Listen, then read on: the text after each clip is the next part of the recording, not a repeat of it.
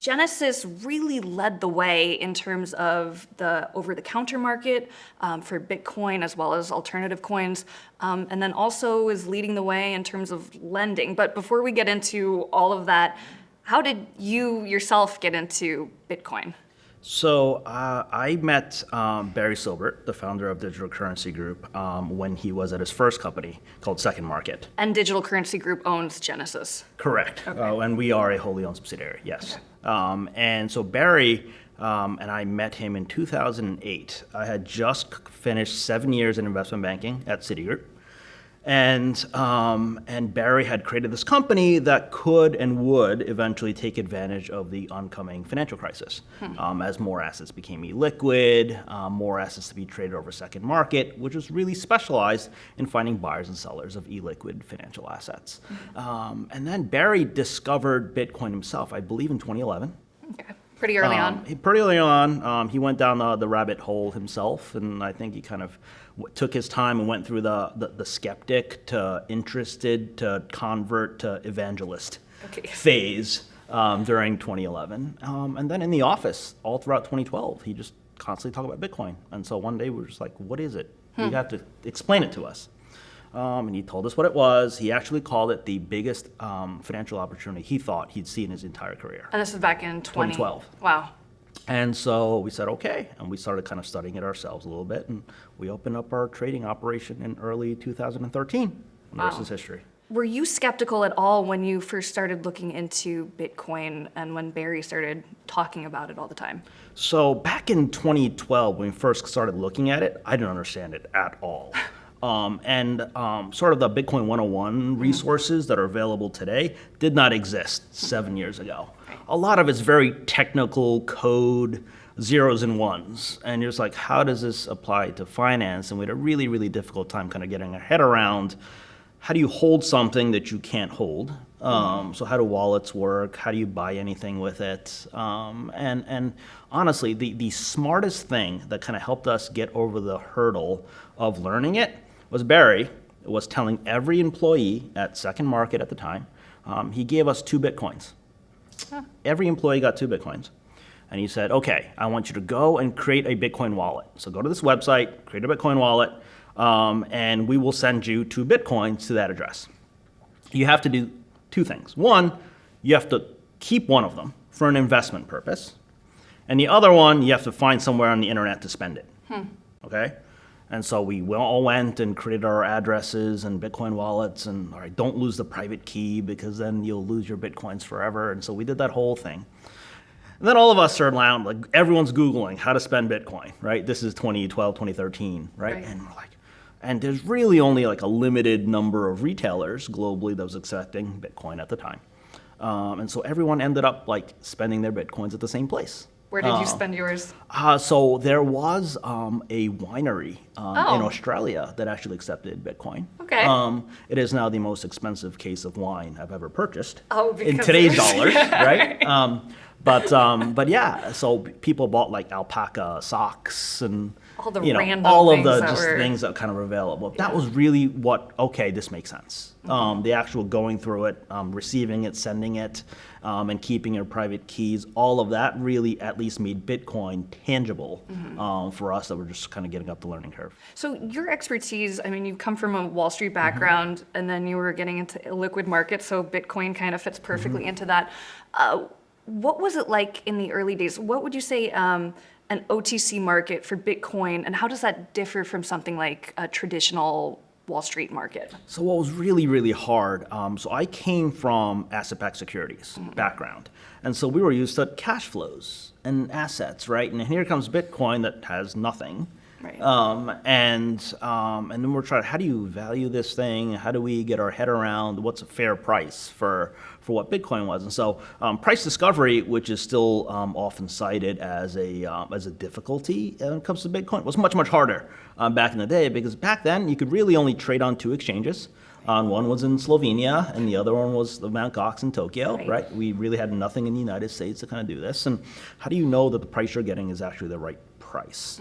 On the OTC side, unbelievably illiquid. Right. And so because we were trying to make a market And so we needed like a buyer and a seller. The chances of us having a buyer and a seller within the same 4-hour window was remote, right?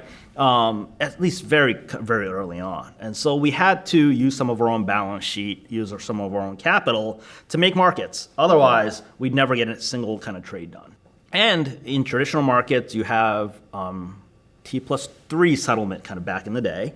You had sort of DTC, sort of infrastructure to help settle transactions. None of this existed. It still doesn't, frankly, exist in cryptocurrency today. So a lot of it was, how do we do this? How do we settle this? And really, we just kind of made up our own best practices as to what needs to happen. And a lot of those we still follow today. Wow. So what is it like? So you have is it somebody will call you up on the phone? And who are what types of clients do you have? How does that exactly work? So back in the day, a lot of crypto anarchists, guys who wanted to stay off the radar of the federal government, who had also had a very macro bearish view of the world. Central bank policies cannot possibly last. Debt levels are piling up, and so we need a non-sovereign store of value.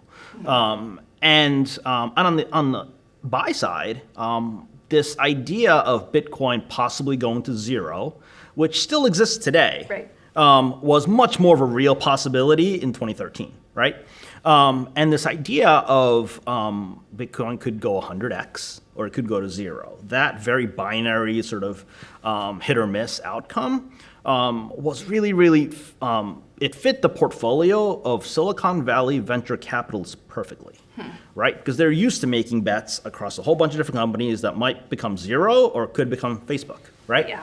And so this risk-reward, asymmetric risk-reward profile fit that perfectly. So a lot of our buyers in the early day were just that. We're basically the Silicon Valley venture capitalists and venture capital firms that actually started to kind of take that risk-reward balance in Bitcoin.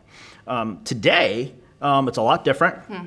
A lot of the early guys may have at least sold a portion or majority of their original kind of Bitcoin holdings, and hopefully they're retired and living a good life somewhere around the world. Our buy side is much more institutional, much more sort of hedge fund, family office, typically what you kind of see in some of the other markets, and less sort of high net worth individuals. While they still play and are still getting involved, we're seeing this a lot more from a client mix perspective. We're seeing a lot more institutions. Interesting. Would you say that the size of the trades itself has changed over the years? Certainly, as the buy side appetite has grown, and frankly, as the price of Bitcoin has grown, I think that the average size of the transaction has definitely grown. I think early on we were probably doing, I don't even know, $100,000, $200,000 trades, and then now we're in the millions. So certainly from an appetite perspective, I think that has certainly advanced as well. In the early days, 2013, how would you go about vetting your clients? Was that a big hurdle that you faced? Tremendous. And so as I mentioned, early on, a lot of the Bitcoin holders were the crypto anarchists. And just this idea of AML, KYC, like that kind of like ran against their whole ethos, right?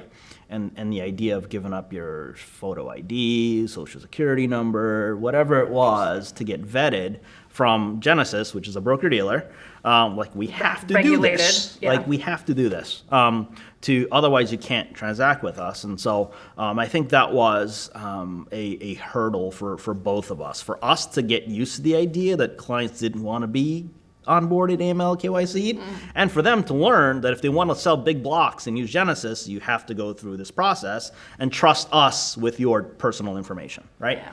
We used to have, back in the day, people that would show up at our office with a suitcase full of cash. Wow. And say, I want to buy some Bitcoin. I'm not telling you who I am, okay? But here's my proof of funds. And they'd open up their briefcase and they're just $100 bills. Wow. Obviously, we'd have to kindly turn away the customer and say, I'm sorry, we cannot do cash transactions, nor we would have to collect all your full personal information, all the background checks and kind of things like that before you can transact with us. But that was really like a wake-up call for us as to what the world was kind of like back in the day. Now, going back to our timeline, so let's say we're now 2014, Mt. Gox, as you mentioned, there was a pretty big scandal and it collapsed. How did that affect your business at the time in terms of institutions wanting to trade with you guys and getting into the market? It's funny. I was telling someone, a friend of mine, a story the other day. It just was what this was like in 2013, 2014, trying to pitch the institutions, right? Say, hey, we're trading this new thing. You may not have heard of it. It's called Bitcoin. And we were cold calling, emailing, trying to get meetings.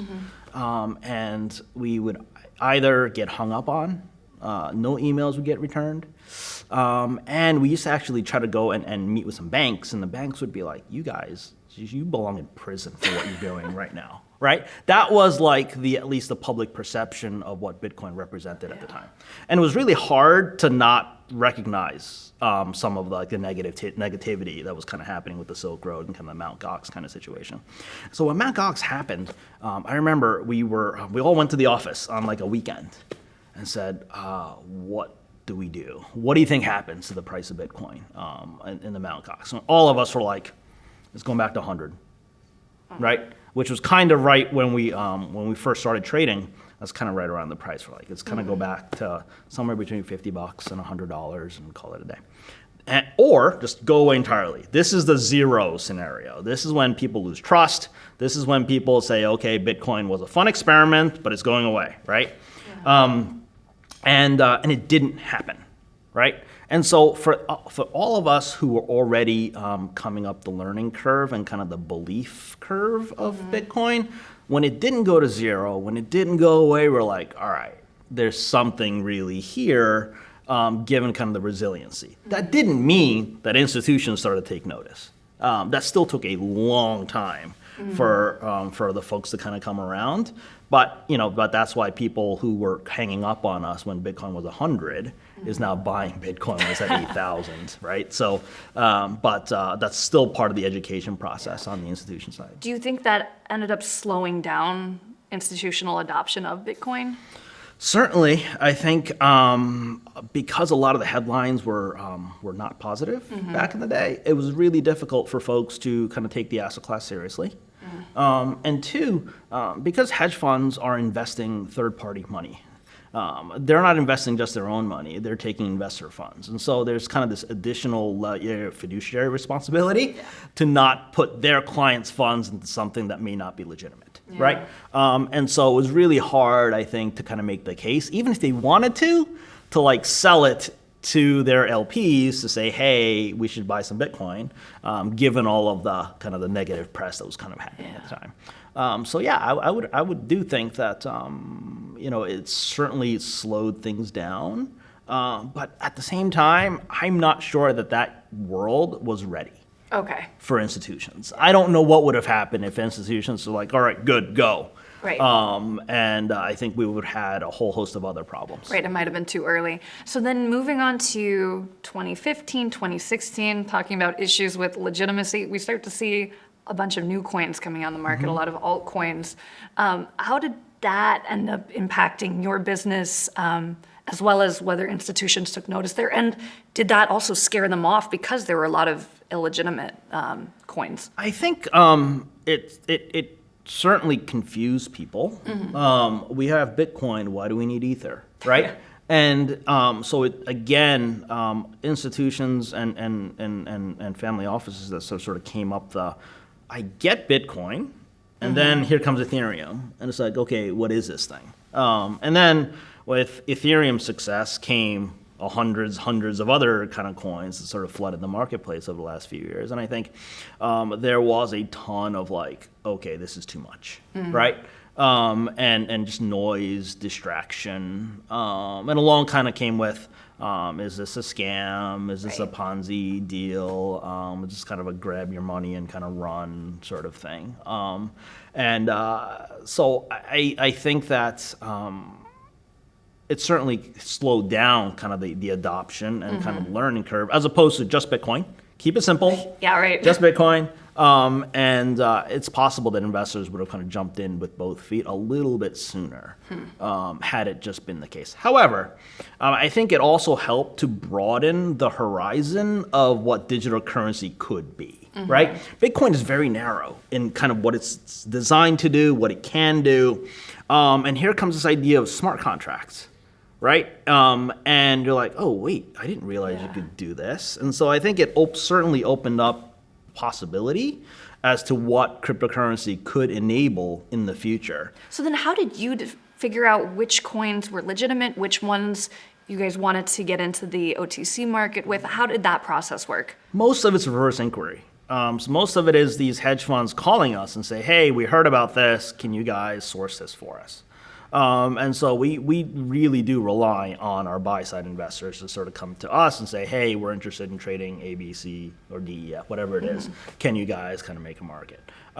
It's not as easy to just kind of flip a switch and start trading it. A couple of things. One, some may have a native blockchain that is different, which means we have to have wallets that are a little bit different, and storage and things like that may be a challenge. And separately, because we're a broker-dealer, we have to do our level of internal due diligence to figure out whether or not something is a security or not a security, which was sort of the ICO mess that kind of happened in 2017 and parts of 2018. So, but once we sort of check the boxes that we need to kind of do it internally, and as long as the investor demand is there, sure, we'll absolutely make a market and look to get involved. Interesting. So how many coins did you end up getting into? So currently, I think we trade about a dozen. Okay. But many of them are sort of offshoots of Bitcoin, right? Sort of the Bitcoin and Bitcoin Cash, or Ethereum and Ethereum Classic, or and so some of them are sort of forks of the existing variations. But it's interesting, a lot of our buy-side guys are still, even 2019, getting comfortable with Bitcoin, right? That's still like where they are. And so we rarely do get requests for coin number 30. Or 40 or 50 on the market cap table. Okay. Do you notice differences in terms of how the different coins trade? I mean, you guys have so much information. So, Bitcoin is the most liquid. It is the most heavily traded. It's been our number one traded coin. Almost every month, with the exception of probably 2 months, Bitcoin's been number one. Okay. And so that has the least slippage in terms of price execution.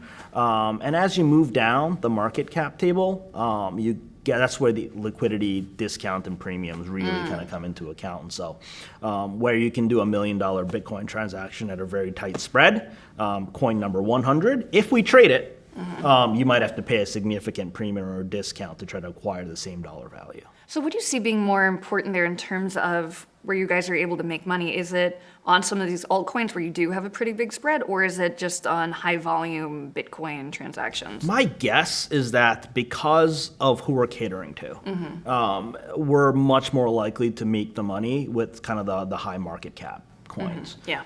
If we service retail, we would 100% need to be servicing a lot more tokens and a lot more coins lower on the market cap table and take the bigger discounts and kind of the premiums. But the discounts and premiums are there because they're difficult to hedge ourselves, right? Then we have to turn around and try to locate and these coins, because they're illiquidity, might be much more volatile than Bitcoin Yeah. is. So it's just kind of the price you have to pay because the liquidity and the volatility of the underlying asset class. But do you end up getting a sense of where resistance is, where support is in terms of some of these coins? Like for Bitcoin, do you have a pretty clear idea, like this is not going below 5,000, 4,000, 3,000? I've certainly made my share of incorrect price predictions. So I'm not going to tell that there are certainly supports and resistance kind of levels. I've always found that technicals work until they don't, right? So while we certainly don't believe that Bitcoin is going to zero, could Bitcoin have gotten to under $2,000 last year? Yeah, it absolutely could have. But I'm also kind of careful to not cap the price either, because I think whatever we think, we're typically wrong. Yeah, right. And then moving on from 2017 2016 to 2017 and 2018, you guys actually started to get into the lending business. Could you talk a little bit about how that idea came to be and where you are now with that? So back in the day, when we first created the trading desk, when Genesis first came about, we had purchased in 2012 a bunch of Bitcoin that helped to seed the trading business. And so we had a bunch of excess Bitcoin sitting on our balance sheet. And we used to have companies that were basically friends and family.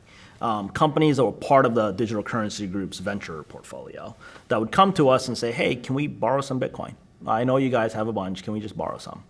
And so in a really pilot family, friends and family type of thing, we started lending out Bitcoin. And this is probably 2014, 2015, much, much earlier. And sure, as like a favor almost to companies we were relatively kind of close to. And then I would talk to Barry every now and then about, hey, can we start a lending business? Can we start a lending business? And to be honest though, in 2014, 2015, I don't know again if the market was ready, because this idea of borrowing to short is a more institutional mindset, right? We didn't have a lot of institutional investors kind of in play back then. So while people would have lent us Bitcoin and whatnot to lend so that they can earn interest, I don't know how strong truly the borrow side it would, in terms of demand would have been for that side of the trade. 2017 changed all that. So 2017, with kind of the price of Bitcoin kind of doing this, ultimately kind of hitting the $19,000, $20,000. That really kind of brought an influx of institutional investors that typically use sophisticated trading strategies. I'm a long short equity fund manager. I need the ability to borrow and kind of go short. And so it was in early 2017, actually, when I sat down with Barry, and he was like, all right, let's do this. And it took us about 9 months to kind of get our thoughts together and hire some personnel. And we said, okay, let's launch. So we launched Genesis Capital as an affiliate of Genesis Trading in March of last year. I wish I could tell you again that we knew the bear market was coming. From a timing perspective, it couldn't have been better. It's for folks to take advantage of a falling price environment and kind of get the ability to borrow. But just so happened that we were ready right at the time when the bear market ultimately kind of happened. So would you say it's mostly institutions looking to short or to hedge, or what is the market for lending like? So it's interesting. I would bifurcate the lending market between Bitcoin and everything else. Okay. Bitcoin is about 2/3 to almost 3/4 of our loan portfolio today. So it is still predominantly Bitcoin. But no one is actually shorting Bitcoin. So all of the borrows that are happening in Bitcoin are not used for speculative shorting. It's either two things. One, no one shorts Bitcoin. It's possible. Or people are taking advantage of the futures product on the CME and sell kind of contracts that way without actually shorting the spot market to get short exposure. But the demand for Bitcoin is actually a few things. One, we get a lot of market makers. They just need to borrow Bitcoin because, as we chatted earlier about working with exchanges, you have to pre-fund. You have to keep Bitcoin at all these exchanges to kind of be able to trade with them. And so they just need coins parked on these exchanges so that you can trade. You can either have bought all those coins and take the price risk, or you could just take it out to borrow and just pay the interest expense, right? So we get a lot of folks that are trying to just trade on the exchanges and kind of need that borrow. Two are arbitrage guys, taking advantage of different, not just exchange to exchange arbitrage, but potentially the futures market. When the spot market and the futures market diverge, you actually have an arbitrage opportunity there, and you may need to borrow Bitcoin to kind of be able to take advantage of that arbitrage opportunity. The third bucket, which is more interesting, is working capital. So we have companies in digital currency whose working capital is actually denominated in Bitcoin. It's not in dollars. And so they actually come to us and say, we want to expand our business, but we need Bitcoin to be able to do it. So it's actually more of a business loan almost, as opposed to a Bitcoin. It's a commercial Wow. loan that I'm giving to, That's a market I didn't know existed. right? And I didn't. It took us a while for us to kind of identify that that's what this was. But it's not for speculative reasons. It's like somebody borrowing Apple stock and then using the Apple stock to grow their business, which doesn't make any sense. Okay. But it does in crypto. And so we have a bunch of companies that are coming to us for commercial lending to help expand their business. Wow. So that's Bitcoin. Everything else is speculation. Okay, so people borrow Ethereum or Litecoin or whatnot to take at least a short-term view on negative price movement, but that's a smaller portion of the book. And then towards the end of last year, we decided to experiment with lending out dollars. So it's the exact reverse. When we make a Bitcoin loan, we're taking in dollars as collateral and making a Bitcoin loan. This is the actual reverse of people giving us Bitcoin as collateral, and they want dollars. And they've started to kind of do this. One, I'm sure the bear market didn't help. They didn't want to sell Bitcoin at a depressed price. And two, they were like, hey, but if I sell, I have to pay taxes, capital gains. It's not going to be a pretty tax bill for me. And so can I give you $1 million worth of Bitcoin, and you give me a $500,000 loan? And I'll give it back to you in whatever, 3 weeks or 4 weeks, and you can give me my Bitcoins back. So it became the actual reverse of what we were doing. And that has seen tremendous demand. So that is now, next to Bitcoin, our number 2 product is actually US dollars. So this is much bigger than Ether or Litecoin on the borrow side.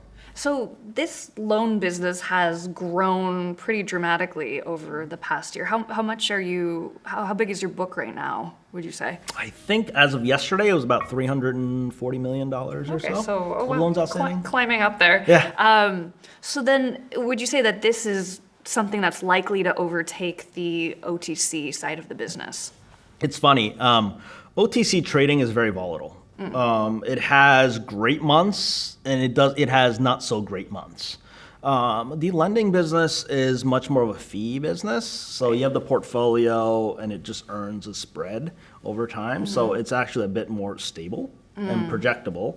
And so as the portfolio naturally grows, I do think that from an overall dollars in, dollars out perspective, that the lending business will become bigger on the trading. However, if the bull market comes back on the trading side of the business, yes, you will absolutely see months in which trading will crush the lending side of the business.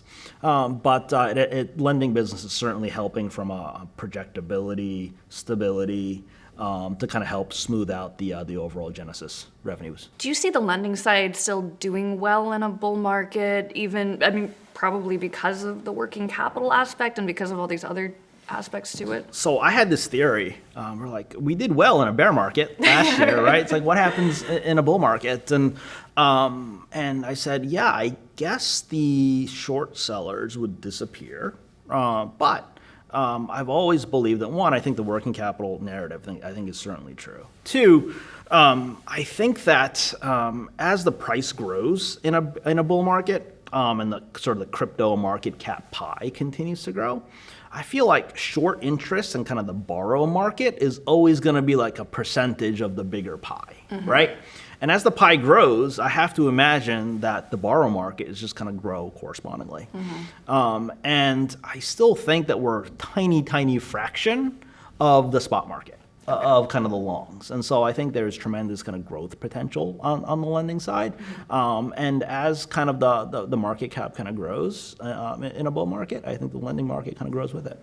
What do you think institutions want to see from the crypto space before they get into it in a bigger way? This is probably covered in every single crypto conference, right? Because for years we've been talking about this institutional wall of money, whatever that meant.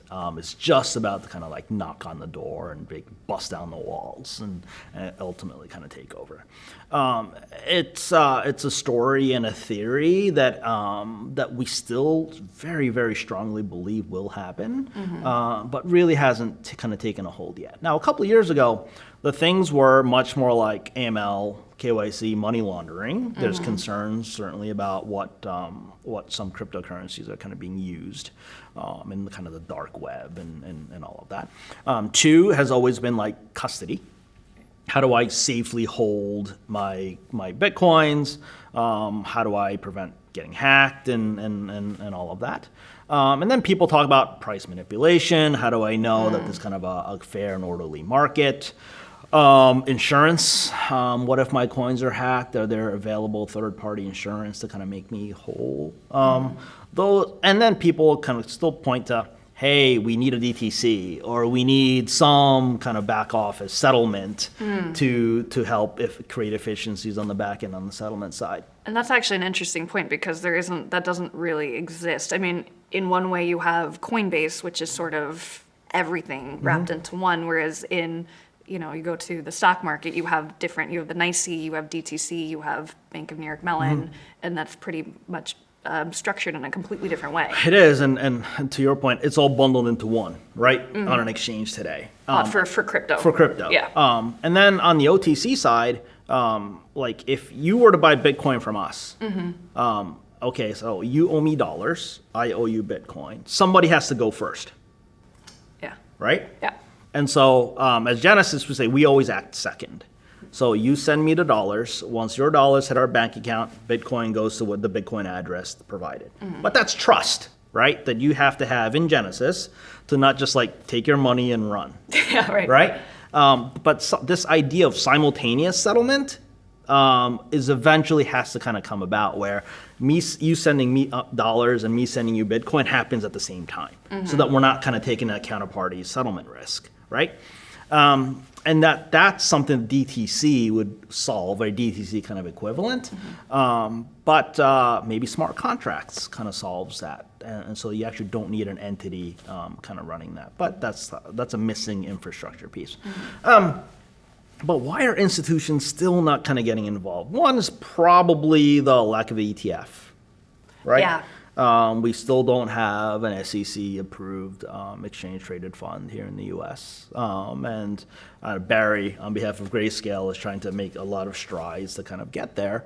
But I think the commission has concerns about market manipulation and whatnot that is sort of preventing that. But if it's becomes really, really easy to just buy Bitcoin, just like you're buying gold through the GLD, maybe that kind of helps spur some level of adoption and not worry about custody and kind of getting hacked, because that's all outsourced and kind of managed. And then it's all reverse inquiry, I feel. I feel like at some point, a lot of the issues I just described to you, market manipulation, custody, insurance, DTC, people who said, hey, I'm not ready to buy Bitcoin at 1,000, 2,000, were buying at 10,000, 15,000, because it sort of got to a momentum trade, and you could not be involved, right?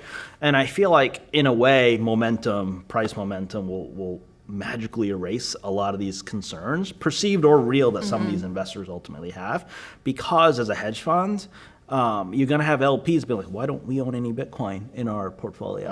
And if the hedge fund still says, no, we still don't think it's legitimate, they'll get their exposure elsewhere. They'll go find that one hedge fund or two hedge funds that are investing into the asset class. And so it'll sort of become a necessary portfolio component. Do you think that there's a sort of problem in the Bitcoin market right now, or crypto markets, where there isn't a clear way of evaluating prices or what value really is? Is that something that is also a hurdle to overcome? I have conversations and kind of thoughts about why arbitrage opportunities exist. Right, it shouldn't, in theory. Prices for the same thing should be the same anywhere around the world, and it's not. And I'm not quite sure it'll ever be. And part of it is because different exchanges charge different fees. And so people take fees into account when they're thinking about prices. And so they're said, oh yeah, that one's going to trade a little bit differently because their fee structure is a little bit different, right? So that's one. Two, because of this nature of like crypto to crypto transactions, it actually makes the permutations and combinations you need to run to keep prices the same really, really difficult, right? We chat about Apple stock. Let's just kind of stick with Apple. Sure. The only way to buy Apple stock currently is on one exchange, and you can only buy it with dollars, right? Yep. In crypto, there's Bitcoin trades on, I don't even know, hundreds of exchanges globally using different fiat pairs, so whatever the local fiat currency might be. And on top of that, I can buy it with Ethereum. I can sell Ether and buy Bitcoin, so not even touching the dollar leg, right? And I can do that with Litecoin. I can do that with a bunch of other cryptocurrencies and buy Bitcoin. When you have so many different paths and combinations to kind of buy and sell everything, it's nearly impossible to keep the price exactly the same across everything.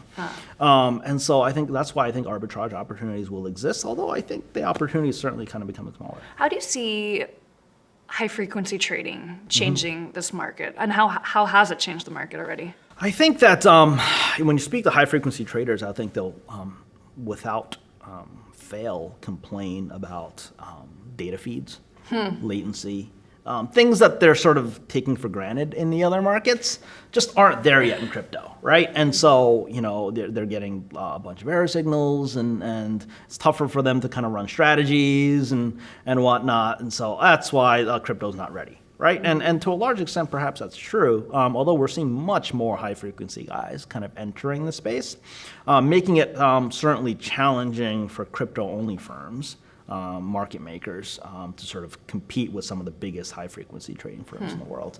But again, I think that's a good thing. I think that for the institutionalization of the asset class to ultimately happen, I think you need the high-frequency guys kind of playing in it. And everyone, I feel like, is dabbling in cryptocurrency. I feel like every prop trading firm in Chicago has a crypto trading operation.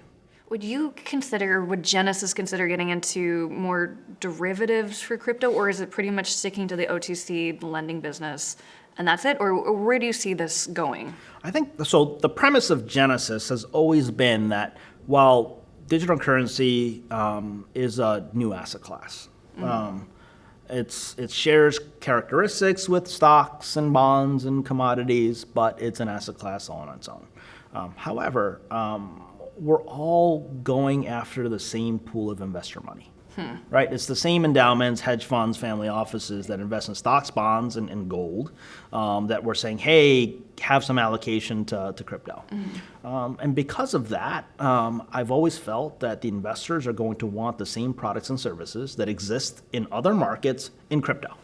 Right? And so there's a huge gap that still kind of needs to be filled. We were chatting about infrastructure and kind of what's missing in products and services.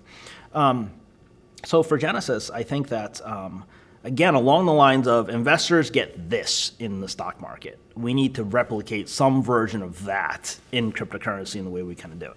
And so, yes, you can buy and sell, you can now borrow and lend. So that's kind of the spot trading and like stock loans, right, in the equity market. And so we're trying to figure out how would we custody funds for clients?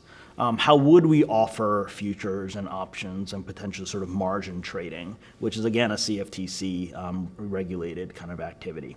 And how would we wrap all of this in a neat bundle to be able to kind of offer that as a registered broker-dealer. And I think that's kind of the biggest challenge for us right now, because a lot of these activities that I just described requires different regulators. And broker-dealers and prime brokers typically are able to do everything I just described under one umbrella. We don't have the luxury to kind of be able to do that. We have the SEC, we have the CFTC. We're also based in New York, so we have the Department of Financial Services here in the state that we work very, very closely with to make sure that we comply with the laws in New York. And so trying to build a very cohesive, comprehensive product suite certainly requires being in constant dialogue with our regulators. And I gotta ask, so it looks like Facebook has been looking to get into the crypto space, but looking to create its own coin. How do you see that impacting the crypto space overall? I mean, do you think it's gonna create more knowledge from users as to what this world is? Or do you think that could be potentially a detriment to Bitcoin, as in it takes people away from that? It's funny. I think that one of the biggest things that we had to do early on at Genesis was to make Bitcoin less weird, Right? It sort of seemed, it's esoteric. You couldn't hold it. You were like, how do I explain this to people? And institutions definitely had a difficult time, at least kind of mentally wrapping their head around the idea. Even though like now the world is moving to a cashless society anyway, people are swiping debits and credit cards and not handing out dollars and coins anymore. The idea of a non-sovereign backed store of value still took a long time for people to kind of get comfortable with. But as firms like Square, as firms like Fidelity, and as certainly a retail platform like Facebook begins to roll out products like this, it'll make like crypto trading like normal. It'll get more and more normalized to the where like it's not as esoteric and as strange anymore as it used to be. So I think in terms of mass awareness of this idea of a company kind of coming out and coming up with its own coin, I think that is tremendously helpful for the adoption of sort of Bitcoin generally. And frankly, to be honest, no one's using Bitcoin to make payments anyway, right? But that's not the thing that Bitcoin is solving. Whereas that's kind of what the Facebook coin is trying to do. And so I can't imagine that this is anything but a positive for at least the awareness of cryptocurrencies generally. Where do you see the regulatory landscape in the U.S. going, whether it be for an ETF or just for ICOs overall? I think that that's probably one area, again, as to why institutions haven't yet really kind of adopted cryptocurrency, is sort of regulatory clarity. And U.S. has been very vocal, the SEC has, about, hey, most of these things are securities, without having provided a lot of like clear guidance, plain English, as to what constitutes a security and what's not. And I don't necessarily blame the U.S. for it. Countries around the world like Singapore, Switzerland have certainly taken a more progressive approach to legislation and regulation of ICOs and kind of cryptocurrency generally. But I'd also argue that they have a lot less to lose than the U.S. if they were able to get their policy wrong, right? And I think the U.S. also knows that they are going to be the model for other countries to emulate and follow. And so they're going to take their time to figure out what the right policy is. And while we on the business side want like answers today, I understand why regulators are at least taking their time. Where the U.S. has a ton of work to do is on the lawmakers. The folks in Congress still, while some of them are very knowledgeable, the vast majority of them are not. And so I think there's still a ton of education that the industry kind of needs to do to make this a more of a hot button topic at the top of mind for lawmakers, even though they have a ton of other things on their plate to worry about. In terms of the trading that you guys do, is it mostly domestic or is it international? How does that break down? So we've been predominantly U.S. For the last probably 3 to 4 years, which has changed in the last couple. So we've seen an influx, certainly, of international customers. And we hired people in Europe, and we're looking to hire in Asia right now for business development folks, especially kind of around borrowing and lending, because that actually doesn't touch the fiat leg. The U.S. dollar is not necessarily a necessary component debit. So we see that as a tremendous kind of growth potential area for us. But most of our clients sort of on the trading side are sort of more traditional US-based counterparties who are looking to transact in large blocks. Interesting. So then do you see that if the US doesn't get that regulatory framework figured out soon, that the growth really will be in international markets for the time being? I think that's already true. Okay. I feel like a lot of companies around the world no longer need the U.S. to raise capital, which is crazy. That just wasn't true in other markets. You needed to go to Wall Street. You needed to go to the banks and get your stock offerings underwritten by the biggest U.S. banks to be able to do it. Nowadays, companies are able to raise $1 billion without touching the U.S., right? And so a lot of the capital formation, the job creation is certainly happening in companies that don't really kind of need the U.S. And in that regard, U.S. is almost irrelevant, which is crazy, again, when you think about the traditional economy. That doesn't mean that the U.S. Is going to be irrelevant forever. I think that the U.S. certainly can catch up. And granted, there's a ton of money in the U.S. And I guarantee that the companies would be able to access, would love to access the U.S. if they could, right? And so once they can, I'm sure a lot of that innovation, job creation, capital formation will come back to the U.S. But in the meantime, no one's suffering because the U.S. Isn't being kind of progressive and kind of coming out with the new policies. If anything, it's actually preventing U.S. customers from being able to access platforms and being able to invest in interesting projects and things like that. Just this morning, Binance basically said that they're going to cut off all U.S. customers. Which is about 25% of their user base. So I think that it actually eliminates options for U.S. customers, and so it's arguably that they're being harmed much more than the companies are. Finally, looking back from everything you've learned from 2013 to today, and then looking forward, what lessons can you apply from your experience in these markets to, let's say, what the market will look like 5-10 years from now? I think, and we've touched on this throughout this interview about what's missing, right? What's missing in crypto? And yes, we do tend to kind of focus because we compare asset classes and say, hey, equities has this and Bitcoin doesn't, right? Or cryptocurrency doesn't have this while every other market does. And I don't think we take the time to kind of appreciate just how far we've come in a very short period of time. A lot of the products and services and infrastructure that exists in other markets took decades to form, right? Bitcoin itself has only been around for like a decade, right? And to think that, we already have a listed futures product on the CME, that was unthinkable 5 years ago. And so I'm very, very confident that a lot of the missing pieces will be there. Give us another few years, and then let's see kind of where we are, because a lot of the smartest people in the world are still working on the products and services in this asset class, and I'm very, very confident that they'll certainly kind of figure it out, and kind of enhance the entire customer investor experience even more. But I'm also aware that a lot of to expect the unexpected. Yeah. This asset class is always evolving, always changing. You take vacation for a week or two and you've missed so much. And so, but that's also part of what makes this whole thing so much fun. Yeah. I've never had as much fun in my career as I'm doing right now. And I feel like investors, even though they're told to only allocate 1% or 5% of their assets in cryptocurrencies, I feel like it takes up like 80% of their mind share. Oh, yeah. Right? Absolutely. They spend way more time thinking about it, Yeah. not because they have to, but because they want to. They find it interesting and intriguing. Yeah. And this idea, I just don't feel like cryptocurrency is going away. Yeah. I think it's here to stay. Yeah, it's come a long way, but there's still a long way for it to go. Michael, thank you so much for sharing your wealth of knowledge with us. Thanks for having me.